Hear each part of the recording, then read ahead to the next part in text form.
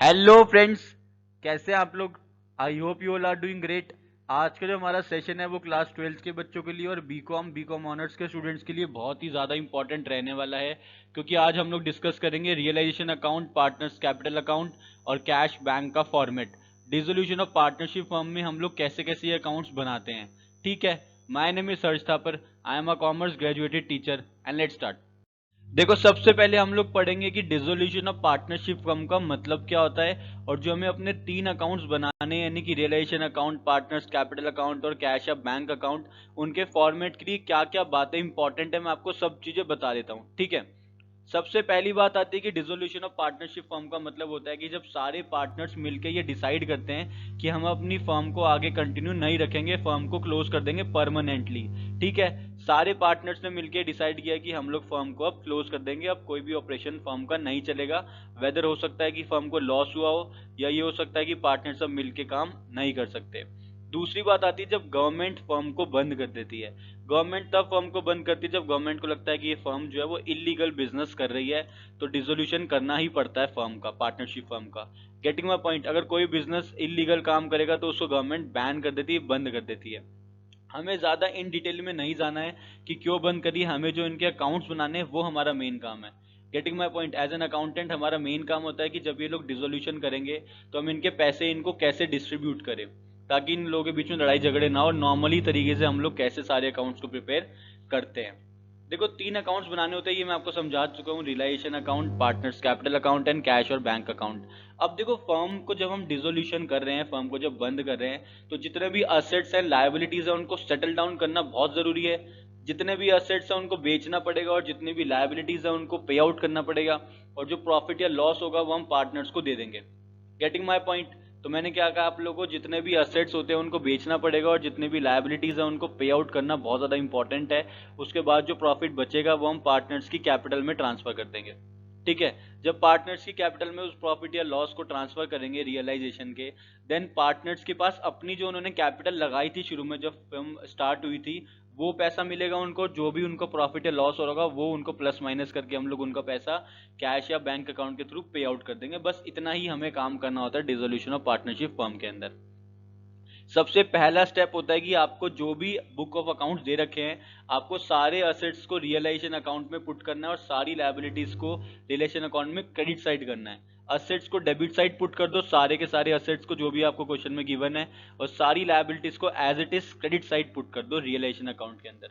इतना समझ आया।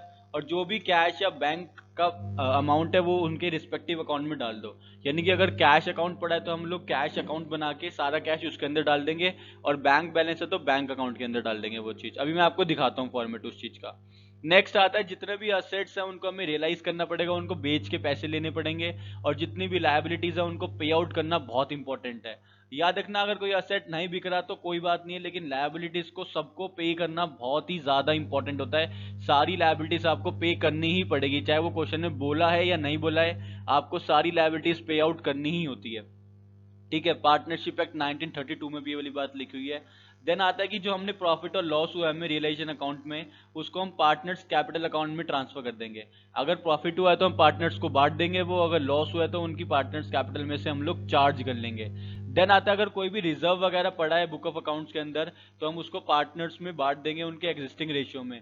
हो सकता है कोई रिजर्व पड़ा हो, जनरल रिजर्व पड़ा हो, या वर्कमैन कंपेंसेशन रिजर्व पड़ा है, जो भी ऐसा रिजर्व पड़ा है वो हम पार्टनर्स कैपिटल अकाउंट में पे आउट कर देंगे, उनको दे देंगे। Getting it.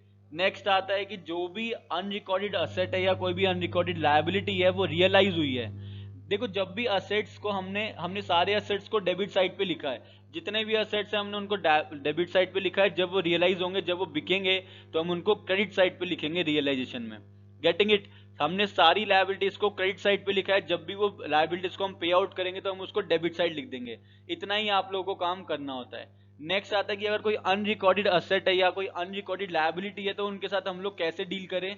अगर कोई अनरिकॉर्डेड असेट है, क्वेश्चन में आपको नहीं पता था असेट के बारे में, लेकिन एडजस्टमेंट में बोल रखा है कि एक अनरिकॉर्डेड असेट को बेच के हमने 5,000 रुपए कमाए हैं, तो आप इसको रियलाइजेशन अकाउंट में क्रेडिट साइड पे लिख देना। सिमिलरली अगर कोई अनरिकॉर्डेड लायबिलिटी है जिसको हमने पे करना है, और क्वेश्चन में नहीं दिया हुआ लेकिन एडजस्टमेंट में दिया हुआ है कि एक लायबिलिटी है जिसको आपको पे करना ही पड़ेगा, तो उसको आप रियलाइजेशन अकाउंट में डेबिट साइड लिख देना। Getting it? इतना काम करना बहुत ज्यादा इंपॉर्टेंट होता है। नेक्स्ट आता है जो भी पार्टनर्स का कैपिटल का बैलेंस है वो उनको हमें कैश या बैंक अकाउंट के थ्रू पे आउट करना होता है। नेक्स्ट हमारा ये स्टेप है, क्योंकि उनके पैसे उनको हम वापस दे देंगे, फर्म क्लोज हो रही है अब। और फाइनली जो आप कैश या बैंक अकाउंट बनाओगे उसको आपको क्लोज करना होता है और उसका टोटल मैच करना बहुत जरूरी होता है। जनरली मैच ही करता है, जब आप सारे पैसे पे आउट कर दोगे तो कैश या बैंक का जो टोटल बैलेंस होता है वो मैच करता है। कोई बैलेंस सीडी नहीं होता उसमें, कैरिड फॉरवर्ड बैलेंस नहीं होता है, क्योंकि फर्म डिसॉल्व हो चुकी होती है। Now the format of realisation account.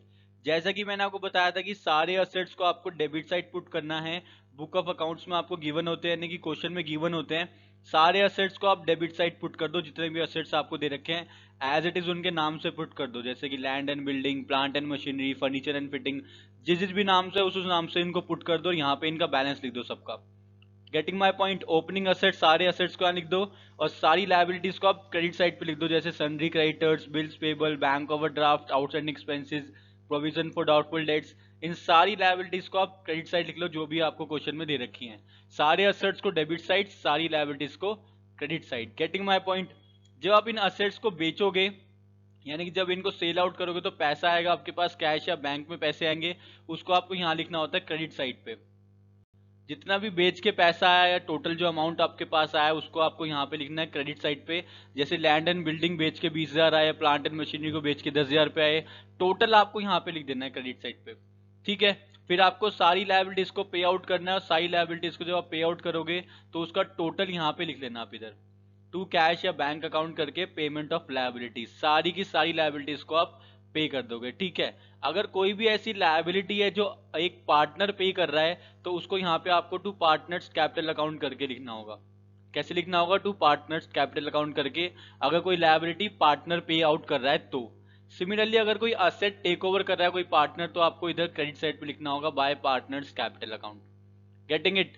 फिर नेक्स्ट स्टेप आपका होता है कि आपको टोटल करना है डेबिट साइड का और क्रेडिट साइड का, और आपको चेक करना है कि कौन सी साइड ज्यादा आ रही है। अगर क्रेडिट साइड ज्यादा आएगी तो आपको प्रॉफिट होगा, और अगर डेबिट साइड ज्यादा आएगी तो लॉस होगा।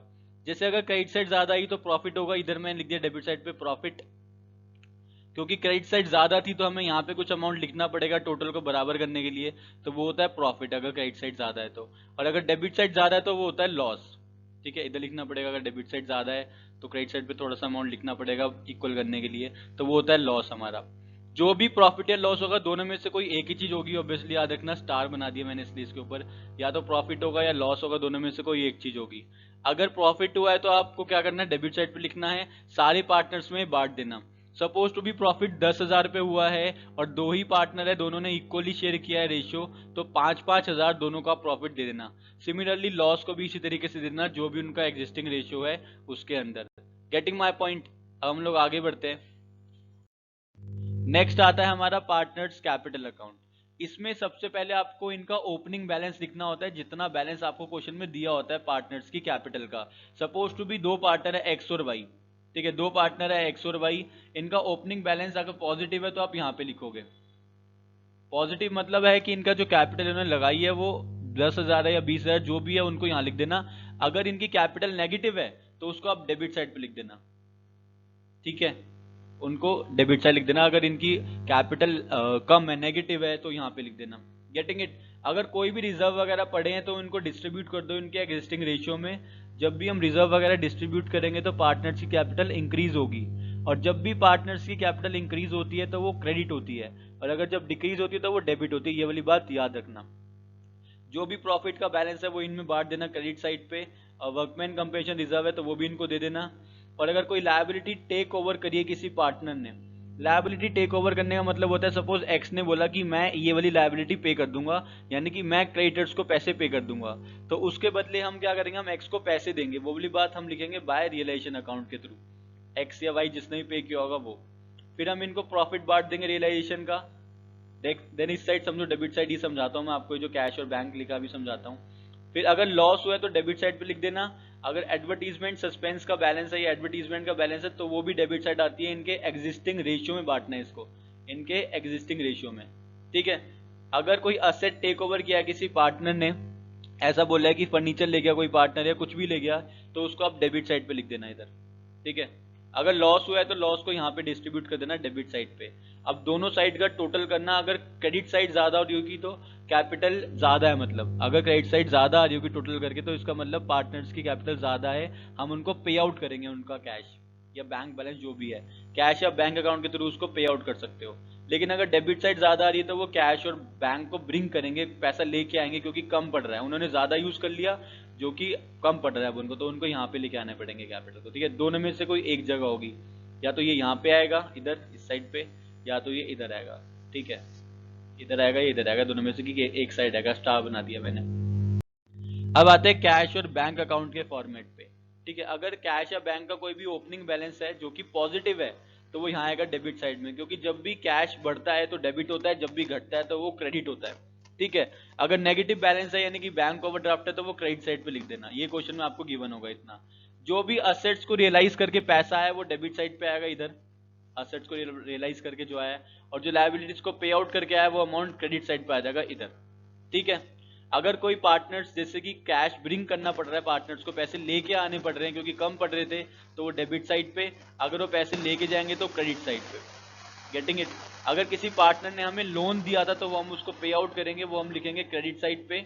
और अगर कोई भी रिलेशन का खर्चा हुआ है जब हम फर्म को डिसॉल्व कर रहे थे तो पेपर वर्क वगैरह में इन सब में खर्चे हो गए तो वो आप क्रेडिट साइड लिखोगे। ठीक है, इसका टोटल हमेशा मैच करता है, अगर टोटल मैच नहीं कर रहा तो आपने कोई गड़बड़ करी है। टोटल इसका मैच करता है जनरली, क्योंकि आपने फर्म को डिसॉल्व कर दिया, कोई भी बैलेंस कैरी डाउन नहीं बचेगा, अब बैलेंस आगे कैरी फॉरवर्ड नहीं होगा, टोटल इसका मैच करेगा। आई होप आप लोगों को इन तीनों का फॉर्मेट समझ आ गया है। अगर कोई भी दिक्कत आएगी तो आप मुझे नीचे कमेंट करके पूछ सकते हो। अगर आप लोग चाहते हो तो इस पे बेस में आप लोगों को क्वेश्चंस भी करा सकता हूँ, मुझे नीचे कमेंट करके बता देना, मैं आपको बहुत सारे क्वेश्चन इस पे बेस करा सकता हूँ ताकि आपकी प्रिपरेशन अच्छे से हो जाए। तब तक के लिए all the very very best. Channel को सब्सक्राइब करना मत भूलिएगा और साथ में लगे बेल आइकन को प्रेस कर देना। Thank you.